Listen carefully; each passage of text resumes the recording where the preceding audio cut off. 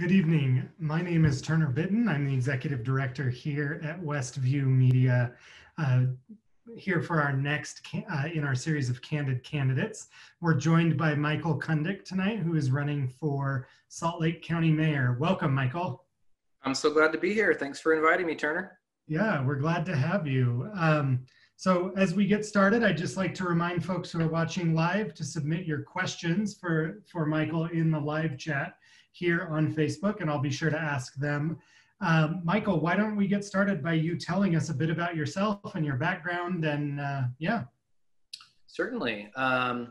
Well, I was an aspiring rock star for most of my 20s, hence the uniform of all the tattoos that I have. Spent a lot of those years traveling around the country in a school bus with a rock band. So right about 10 years ago, I ran into a number of books around the topic of regenerative agriculture, around fixing many of society's problems based on how we're producing food and how we're treating the land around us, and that relationship that sadly seems to be very broken in our modern industrialized, colonialized society. And so I actually really performed a 180 on the last tour of my minor claim to fame band. I started a nonprofit called Artists for Local Agriculture, and over the last almost 10 years, I've been focused on organic food advocacy, small-scale urban farming and gardening initiatives, clean air initiatives, and really trying to build healthy, resilient communities that are embedded in healthy, resilient environments. That has been my passion. About 5 years ago, I got married to my wife, who is expecting our firstborn here in about a month, 5 weeks or so. Very exciting surprise. We found out about the birth right as everyone was posting pictures of the shelves clearing out at the beginning of COVID. So it was just like this miraculous little light in the darkness when we found out that we were able to have a child after all. Shortly after getting married, I've lined up with the company Student Loan Tutor, which is based in Salt Lake. I'm basically the right-hand operations director for the company. We have a process that helps people free themselves of the stress of their federal student loan debt.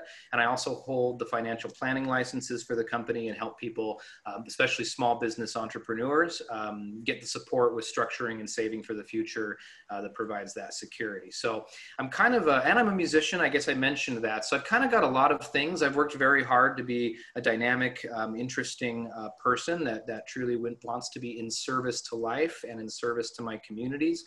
And I believe that so many of our problems are founded in our ecological relationships and our kind of shortcomings within the current spectrum and paradigm we're in. And I'm here to shake things up and paint a picture of what I like to call the more beautiful world our hearts know is possible, which is the paradigm that informs all of my values and the values that I would bring to the seat of county mayor.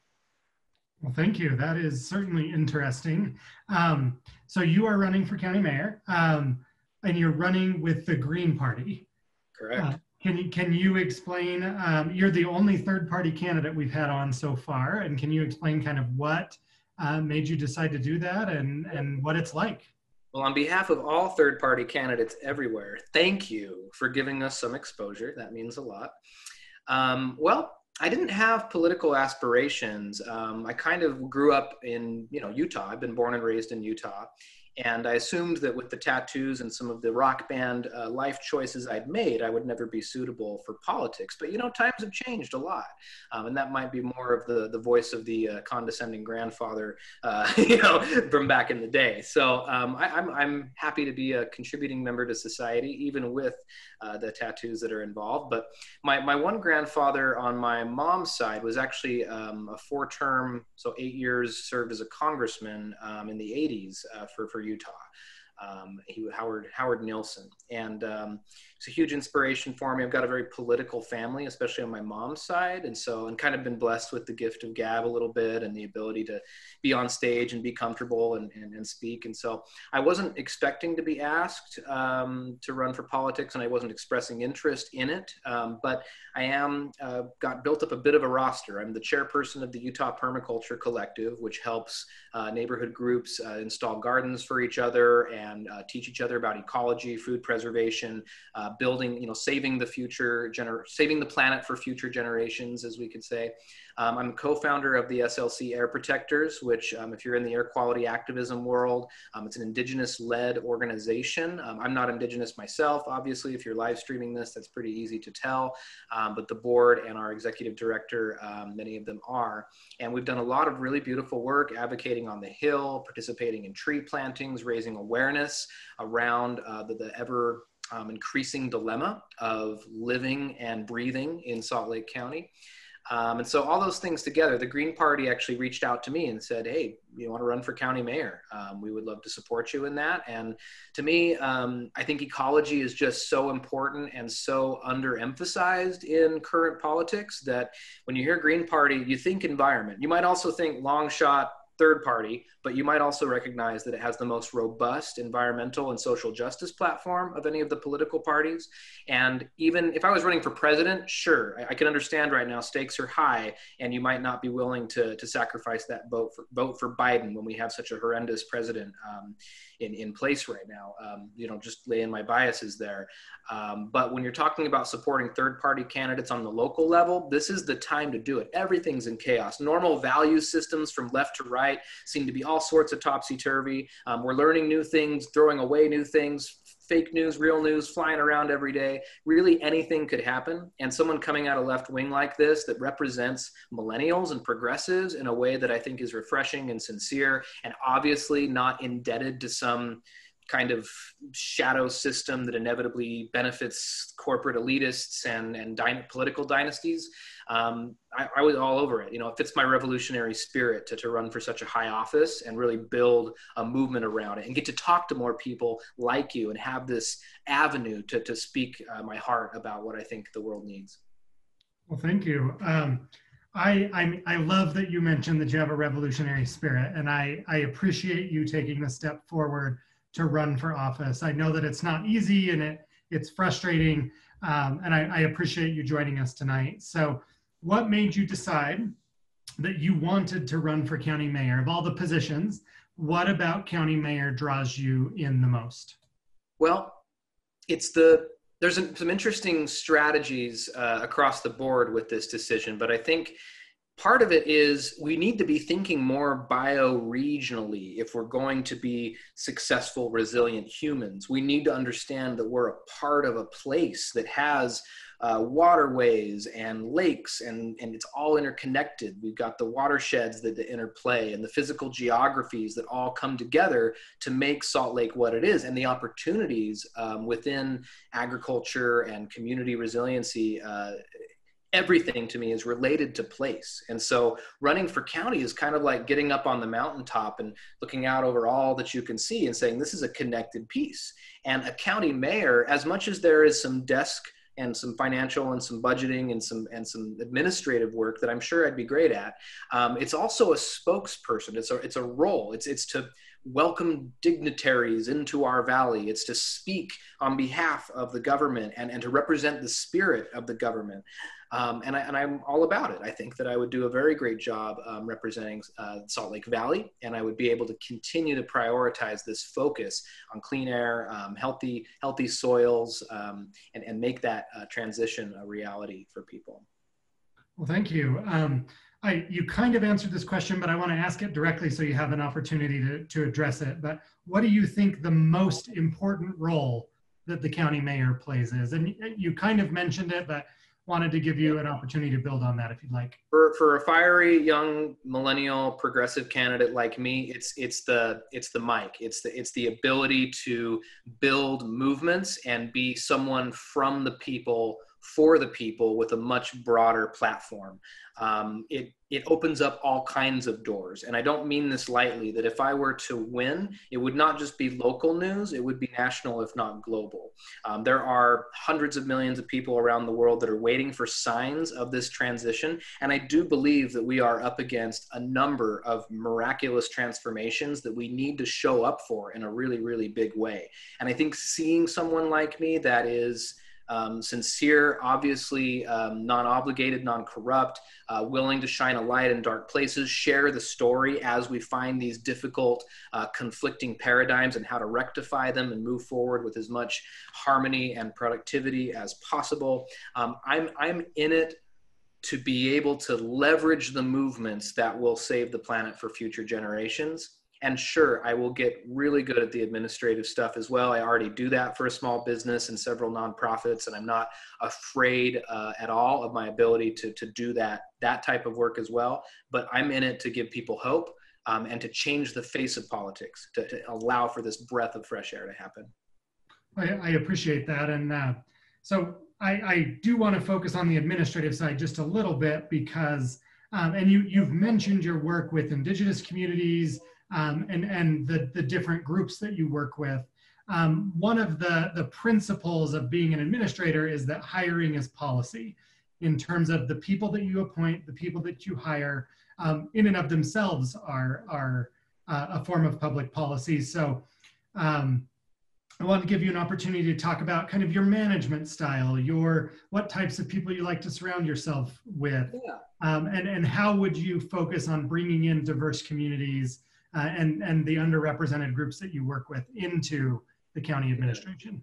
Yeah, I appreciate that question a lot. I'm concerned that there's not enough emphasis on that type of question, and I appreciate it coming to light here because it's easy for any politician in the midst of the campaign to say, "Bring it on! I'll do this. I'll bring diversity. I'll bring that." But I think there's a proven track record with me of really working and intentionally diversifying viewpoints and perspectives, and also making sure that those that are most affected by any given issue have the loudest voice, or at least the equivalent amount of voice, to make sure that the impacts that they feel are prioritized in the decisions that are made. And so I would be probably, of any of the candidates, I'm certain I would encourage diversity and ensure diversity more than the other candidates, just simply because of the track record. And I am from a colonial white background. That is who I am. But I also, because of the circumstances that I'm in and this gift of gab, so to speak, and just landing here and being the person that gets to do this right now, I want to use my privilege to bring voices to the table and start that transition where we're decolonizing the world that we are inhabiting and bringing back that relationship to land, that relationship to each other, and really work to start healing the divides that are so prevalent in the country right now. Thank you. We did just get our first audience question, and I think it's actually a good segue. So Margarita asked, there are several members of some of our amazing communities of color who have shared their concerns about unified police department working with ICE. As county mayor, how would you kind of address that situation? Absolutely. For me, there are elements of defunding the police that really need to happen. And one that stands out for me that I'm personally passionate about is the fact that mental health crises should not be responded to by armed officers with no training in mental health counseling and background. And so there's a lot of other elements to the way that we depend so heavily on a heavily militarized police that hurts society. And I would be looking at every opportunity to figure out what roles are they playing and which roles are not best suited by an undertrained and heavily armed officer. One example was the gentleman that was shot running away in the midst of the health crisis just in the last couple of weeks, right? That should not have happened. And other states, I believe Oregon and many other places, are instituting these kind of mental health response teams that are by counselors that know how to handle that stuff. And with a background on both sides of my family and my own self over a decade ago, having mental health difficulties and growing and healing from that, it's a huge one for me because we have some of the worst mental health stats in the nation. And we've really got to address that problem. I really feel like we need to be a sanctuary county as far as the ability to just stand up there and force everything as a county mayor on his first term. There are things that, of course, we're going to run up against some serious powers and serious established energy that's there that we have to sort through. But I would love to see us as a sanctuary county, and I would mean that through the activism, through the administrative, any element and power that I have in that position would be towards helping our communities feel safe and connected, and really bring that piece to the table. Thank you. And to give you just a little bit of break, I've made you talk for almost 20 minutes straight. I'd like to remind folks that are watching live, please submit your comments in the chat function here on Facebook, and we'll be sure to ask them. To kind of move to the campaign side of things, obviously you're running for an elected office, and you've talked a lot in ways that make me think that you've come out of movement politics. Which I think is a very unique perspective. So given that, what do you think is the biggest issue that you will face if you're elected in November, or what is the biggest issue, I guess, that motivated you to run? The biggest issue for me is food sovereignty and community resilience. And I know that it might sound too simple to imply that our broken relationship to the soil and the food system we're a part of would solve so many problems. But if you could stand in my shoes for even a blip of the last 10 years, you would witness the same miracles I have. People that are getting off of drugs, people that are coming from different backgrounds politically and spiritually and religiously, coming together to get their hands in the soil and produce the foods that then heal their bodies and also save us money and save our environment around us and really save the future for the generations that are here and are coming. And so I believe that the county would be a major player in helping there be a place within walking distance of every neighborhood where we would be sharing skills, starting gardens, sharing tools, equipment. One thing I think we need to start focusing on is reducing this focus on an endlessly grinding capitalistic economy, and recognize that by cutting our wastes and by enhancing our already given, like unlocking the potential that already lives within our communities, we end up doubling our economy by halving our waste and our kind of like suicidal drive in just one direction and one definition of wealth. And so what I would want to start with is have a task force that's based on neighborhood resiliency and neighborhood sovereignty, and really focuses on getting people in in-person places where they would benefit from shared tools and skills and being able to grow their own food and bring that resilience back that's really only left us just a couple of generations ago, and would vastly improve our mental and physical health, reduce our medical expenses, reduce our food expenses, and really set ourselves up for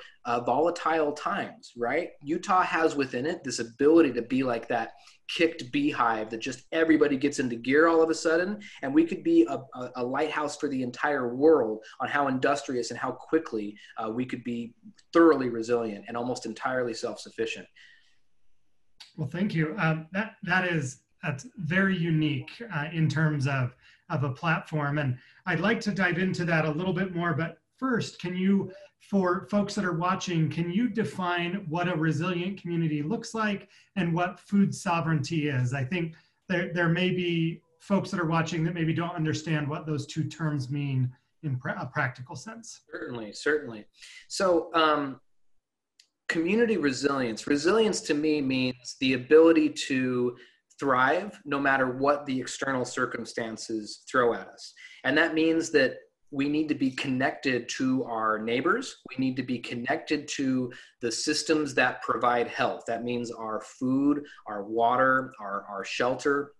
These are all things that need to be resilient, sustainable, healthy, right? We need to be surrounded by health if we want our kids to be healthy and we want to have a world worth living in. And so it all comes down to that resilience factor. And we increase our resilience when we're composting, when we're growing our own food, when we know who our neighbors are, when we know what our skill sets are within a given locale or an affinity group, to where if your car breaks down, if you need help with your taxes, if you're struggling with this or that, you know there's a network that supports you. And so often, having grown up as an LDS person and being that no longer, I feel that a lot of the population kind of gets a sense of that resiliency because of the work of the LDS Church. But, you know, the population in Salt Lake County, I think it's over 50% are not Mormon and have lost that sense of a cohesive community that will take care of each other regardless of the circumstances. And I feel like we've kind of, in an urban setting, we have kind of blindfolded ourselves and kind of bought in fully to this mechanized global economy that's given us the McDonald's and the Walmarts of the world. And we've lost our sense of resilience and our sense of place. And so with food sovereignty, we are in a desert with a short growing season. So it's impractical to think that we would feed 100% of ourselves, but we could provide the amount of vegetables that we bring in. If we had about an acre farm every 12 blocks or so, we would not need to import any vegetables into our city. And that's pretty remarkable, but I also mean it because I'm doing it. I help manage Krishna Food Forest and Farm, which is an acre space in Mill Creek, Utah. And right now we're feeding about 50 people a week with big bags of produce full of everything you could imagine a farm would grow. And we do that all throughout the growing season. And that's a place where people go to heal, to volunteer, to eat great food, to find community, and it heals the world and heals community in the process. And I just wish that everybody had access to that kind of a space and that kind of a ability to get their hands dirty, or at least support it if they're not physically able to. It's a huge passion of mine. Well, thank you. And that passion comes through as you're talking. I can't help but think of the victory gardens that were launched throughout the country in response to World War I and World War II, where we were encouraging people to keep a garden as a way of making our food system more resilient. So I really started the Neighborhood Resiliency Initiative. Was an effort I did with several other spearheads that are kind of OGs in the gardening scene in Utah. And it was over 30 or 40 gardens between everybody that volunteered and jumped in. And we said, let's support each other by connecting resources with plots of land, with people that wanted to make it happen and volunteers to go and do the work. And I helped lead at least 10 different installations myself, because it's what I'm best at, is the human element, the organizing element, paired with knowing how to grow amazing, high quality food on a budget. So that's what we've been doing. Thank you. So I live here in the Glendale neighborhood of Salt Lake City, an area that I think we could reasonably call a food desert. So as I'm listening to you talk about your vision for creating resilience in neighborhoods, can you just walk me through what a resilient neighborhood would look like in your opinion? So are we talking community gardens? What are we talking about as far as what that neighborhood will look like? Yeah. Think of it like if you yourself, if your home, if there is a home within the neighborhood that has a decent amount of growable soil, okay? If that land has a full-on permaculture design, permaculture means permanent culture. It means organic growing. It means using the patterns within nature to make the most efficient and pleasurable garden possible. So it's a little more than just your normal garden. But imagine there being a hub within every neighborhood block. There's at least one home that's just rocking it. They've got the water catchment. They've got the food. They've got the place where they can can all their food and store it. Maybe they've got a cellar underneath. Maybe they've got a big shed that's got all the tools that people would need to start a garden. Maybe they've got a list of volunteers within the community that know how to garden and are willing to show up and have the physical capacity to do so. That would become a meeting point for you. That would be a point of reference. That would be somewhere you could go perhaps on a weekly basis for a potluck within people that are either, the COVID really starts to kind of like, a little at the seams there, because we got to make sure that people are safe and healthy. But we also really need to be safe and healthy by having access to good food and by neighbors that are supporting one another. So these two things are kind of at odds. What I'm getting at is you'd have that hub. You might also have larger spaces that are producing the bulk. And especially for those that don't have the ability to garden themselves, we need to have some larger spaces like community gardens or community farms is more the model that we have at Krishna Food Forest and Farm. And that's where a lot of the large amounts are coming out to make sure that people that are on disability or elderly are getting that good quality produce, and that we're lifting everybody as this wave is rising. And then it turns into economic economic power, because then we start to form co-ops and we say, well, all the places within this area could be coordinated to harvest the vegetables to then distribute to those. And online tools are numerous and very extensive and excellent to be able to sort that out, to say, we've got fresh food here for 48 hours, sign up for orders, come pick it up, get it delivered. Maybe we've got electric bikes that have trailers on the back that are bringing the food to all the people. Like, this is not far off. The thing that's missing is that there is no top-down support, even though if this were handed on a silver platter to the American public, I believe 70% of the population would happily participate and breathe a sigh of relief that it's a priority in their neighborhood. But because it's so damn difficult without any kind of top-down priority, it's just not happening at the phase that I know our civilization is capable of mobilizing. So something's got to give. And this vision, I think, is very defined for many like myself who have it close at heart. Well, thank you. We did just get another audience question, and I just want to remind folks who are watching, you can submit questions here in the live chat. We'll be sure to ask them. We're getting toward the end of my prepared questions. So at that point, we'll be relying on the audience for more questions. So if you have them, I'd encourage you to submit them. In the meantime, we did get a question from a local teacher named Anna, and she asks, I'm going to paraphrase here because it's quite long, but what can you do as far as integrating restorative justice to prevent the school to prison pipeline as county mayor, or where's your vision on that? Yeah. Number one, we need to decriminalize marijuana. Like, there's no question about that in my mind. It produces a lot of the fines and jailings and prisons and kind of that like whole inevitability into the school to prison pipeline, and it's completely unnecessary. Sure, anything can be abused, even online shopping, right? But for the vast majority of people, it's done either through some kind of mental health regimen or physical ailment regimen that's at this point definitely safer than alcohol or cigarettes or anything else. And so that's one that I would definitely advocate heavily for, is for that to just finally give way. And hopefully we're going to see that on the federal level here very quickly as well. Seems like it's moving in that direction. Also, our society is not very trauma informed.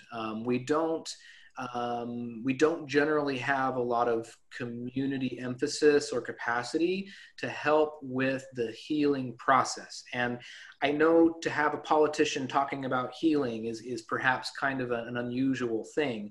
But in my own life, having found gardening, having found dance and meditation and healing modalities, I am a completely different person than I was 10 years ago. And I believe that when we feed the foundation of what provides health and connection, so again, that clean air, that clean water, the community opportunities, that all comes together to produce happy, healthy people 99% of the time. What we have now is a predatory, capitalistic society that focuses on the individual. It puts people in boxes to where they got to buck up or ship out and check out. Right? And that's why we have such an enormous mental health crisis in our state and really across the nation and across the world. So we've got to start thinking at the root cause of these issues. And I think that by defunding elements of the police and helping put emphasis into the mental health response teams, by integrating more organic gardening and life skill type education into our education system, by providing more inclusive community resources for people to engage in. All of these things come together to reduce that problem, I think, substantially. Thank you. I don't see any other audience questions, and so I'm going to transition into my last set of questions. But the next, kind of going in a little bit of a different direction, we are in the midst of a once-in-a-generation pandemic and public health crisis, and I just we don't have to get into super specifics, but just curious as to what your approach to dealing with crisis would be, and how do you manage or work with your team in a moment of crisis? Yeah,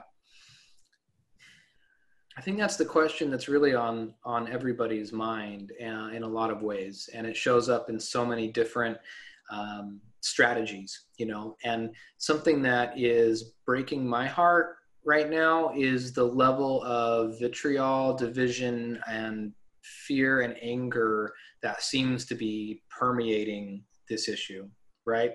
Generally speaking, when there is a crisis, there are recommended guidelines, and everybody knows that. And then we do our best given our circumstances, and we don't go out of our way to point fingers, judge, and devastate people online or in person, because you really don't know what someone else is walking in, what their shoes are like, what their journey's like, what their family background is like, what's going on in their world, right? And so I guess I want to speak to the need for peace and reconciliation more around this enormous crisis, and a little bit more understanding and a little bit more compassion from both sides. I think that when we're talking about normal public access places, wear that mask, put people at ease, take care of yourself, and take that step. You know, that's what we've been from day one. So all the organizations I'm a part of, when this pandemic came to light, our neighborhood resiliency initiative, for instance, we were out there all day wearing masks, working in small groups, putting in gardens for people to address that, because it's not just about whether or not you get COVID, it's also about whether we are producing happy, healthy humans. And we can't do that by completely isolating, watching our mental health go to shit, and by disregarding our diet, by neglecting the environment and the opportunities we have to feed that health and really show up for Mother Earth in this huge transitionary period of time. And so, yeah, we moved quick. We said, this is a crisis. And what we found is that people are gardening like crazy this year. For one, the amount of interest, the amount of participation, the amount of growth within that has actually been really good to see. You know, more people got engaged this year than ever before. And I want to see that trend continue, because it's going to ultimately provide healing in all the areas where society is really struggling right now. So get the team, talk it out, and stay humble and stay open to new information, right? This is not a day and age where we get to just come up with one idea about how to solve something and stick to it. We have to be listening every day. We have to have active task forces that are putting out ideas, taking feedback from the public, and being really quite adaptable. And ultimately, as a public official, we can't do something that not at least 51% of the people want done. Otherwise, we're butting heads and nothing's going to get done, right? That's basically how I feel about my taxation policies as well, where we've got to look at what are the public trends and what are the public wishes. And being from the nonprofit world, I'm kind of switching to economy here a little bit, but being from the nonprofit world, it's all about matching funds, right? If you can see a project's going well and you know you've got a beneficiary that's going to match those funds, projects explode, they take off.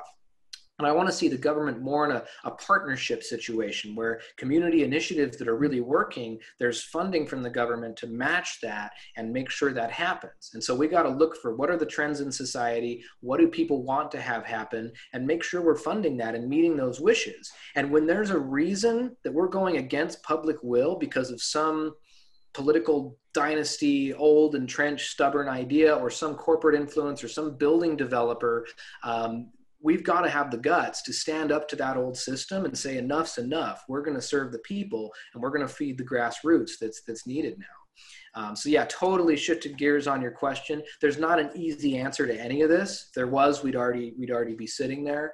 But I think there's a huge plea right now and a huge need for people to remember to reach out and connect and to stay humble and to stay kind. I think that's necessary. Thank you. Kind of in a similar vein, if you're elected mayor, you'll be working with the county council as well as a variety of other constitutional offices.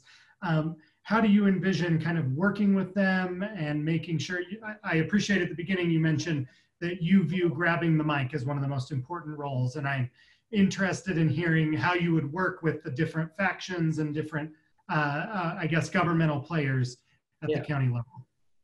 Well, the nice thing about where I'm coming from is, yes, there's some idealistic elements to me, but the foundational values where I speak of this more beautiful world that our hearts know is possible, and I'm always, my magnetic north is put towards, is this going to produce healthy, resilient communities, clean air, clean water, healthy soils? Is that the direction we're heading, or is it totally 180? right?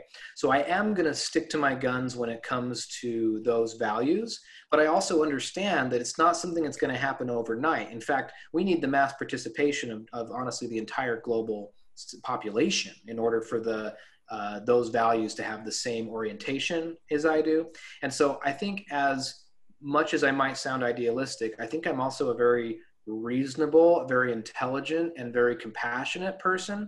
And I also am a very humble person. It's impossible to say that without suddenly not being humble, but I think I am. I don't want to step on established toes before I understand the lay of the land. I've always been that way. My wife and I, right when we got married, we spent 6 months at an off-grid farm in southern Utah, 20 acres with solar panels and water and mentors, and deeply conservative South, southern Utah. And really had to learn to not jump to conclusions about the way something is done.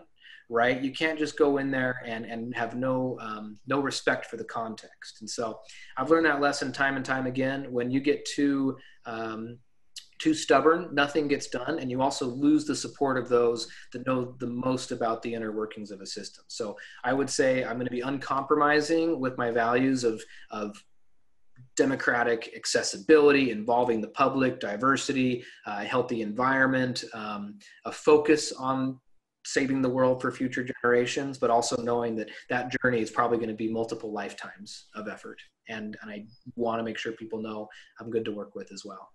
Thank you. I have 2 final questions for you. One, what lessons have you learned running for office? How has this changed you? How has it informed you? And what is kind of your takeaway so far of having run?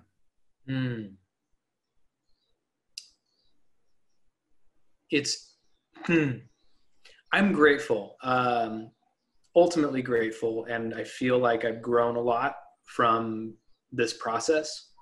And anything that I would say is difficult about it is more of a question of personal bandwidth and also the inherent inequality of the entrenched system. Okay, so to describe that more fully, I doubt that the current county mayor and I doubt that Trent have any more time in the day than I do, but I do know that they have more access to funds from their party, from their established constituents and supporters, and that they are entrenched enough to be able to hire the staff and the ad funds and all the rest to be elected, and that their money and their political dynasty has a lot more to do with whether they'll get hired or not than the actual will and need of the people. And that's just how our system has evolved, right? We have this ridiculous idea of Citizens United, where corporations can basically dump unlimited amounts of money and almost have more influence, or not just almost, have more influence by a long shot than the average voter anywhere at any time, right? And so I'm fed up with a broken system, and I could use it to feel discouraged or to feel, resentful or whatever. But ultimately, I've been given so many great opportunities like this, Turner, to speak with communities, to interact with voters, to and to really raise awareness for all the work that I'm already doing. Right? These clean air initiatives, these growing local food initiatives, these community resiliency initiatives. These are all things that have deserved a spotlight for a long time. And I've been able to do that a lot more in the process of this campaign. And I'm really grateful that I'm elevating the Green Party of Utah as well. They worked their butts off 4 years ago to get on the ballot here in the state. And if I can take 2% of the statewide voting, which would be about 8 to 9% of Salt Lake County, they get to have another their next cycle. They will also be on the ballot and have ballot access. And it's really important that we keep the political diversity there. It's not just McDonald's or Wendy's. There's more than 2 perspectives on every issue. And almost every other developed country in the world has multiple political parties that have to negotiate and go through this churning process that I believe is far more representative of the people. If you look at the world, the US, the energy and the characters that are out there, I don't think anybody feels connected deeply to either Donald Trump or Biden. They're just not great candidates, and they don't speak to the level of human potential that I think the American people and that our community has.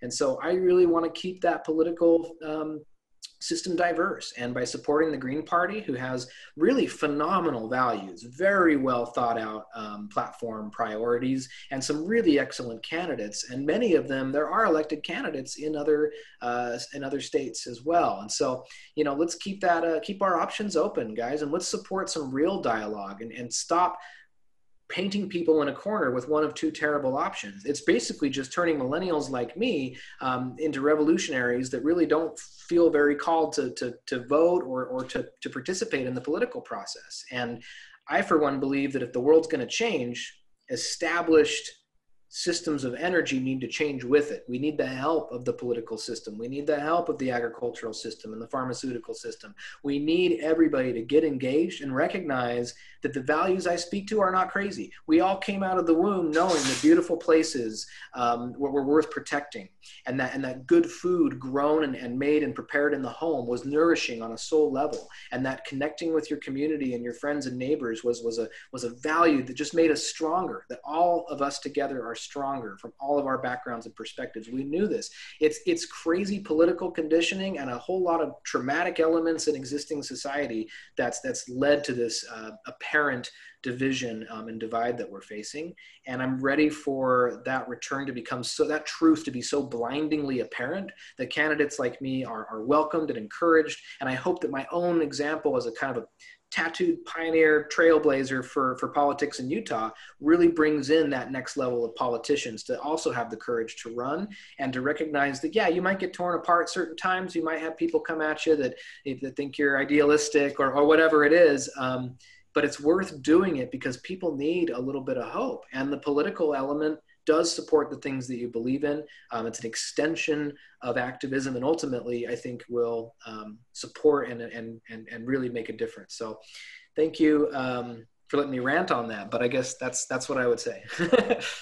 Well, thank you. And before we end the live stream, I always ask this question last, and it's, what question should I have asked you that I didn't?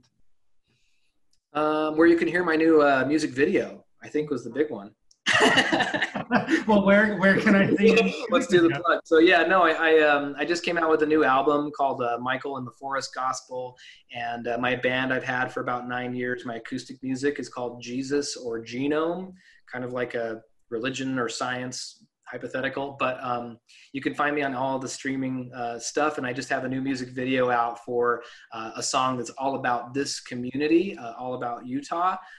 It's called All That We've Needed, and it shows footage of the farm, Krishna Food Forest and Farm that I manage, the ecstatic dance community that I'm a part of the council with, and just that whole like incredible conscious community that's burgeoning out of Mill Creek.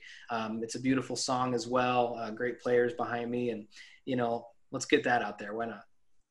Well, thank you so much. I really appreciate the opportunity to talk with you. I recognize how difficult and frustrating it can be to run for office, and just want to thank you for taking the time and putting your ideas out there, and for being such a happy warrior is how I would describe you. So absolutely. Thank you, Turner. And I want to mention too, I'm going to be doing a weekly live stream on Tuesdays until the election starts. And I'll have to take a week off or two when the baby comes, because that is right around the corner. But next week on Tuesday is an episode on clean air. And I've got Dita Seed from the Stop the Polluting Port Coalition, which, by the way, Stop the Polluting Port. It's the exact opposite of everything I just talked about in this whole interview. But anyway, Dita's going to be there, as well as Utah Physicians for a Healthy Environment. So you can really get an informed medical perspective about what's going on with our air quality and how to improve it.